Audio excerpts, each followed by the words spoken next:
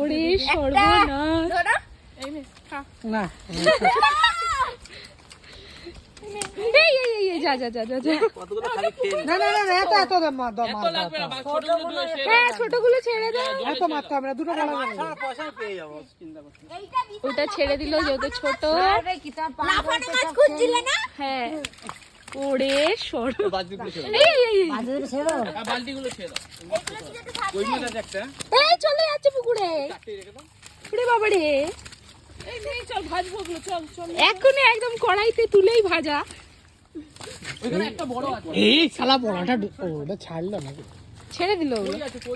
বড়টা বেরিয়ে গেল কাতলা মাছটা বেরিয়ে গেল এর মধ্যে বালতিতে নেই মাছ ধরেছি সকাল থেকে আপ্রাণ চেষ্টা করে, এখন আড়াইটার সময় মাছটা ধরা পড়েছে। গলা অবধি জলে নেমে পড়েছি।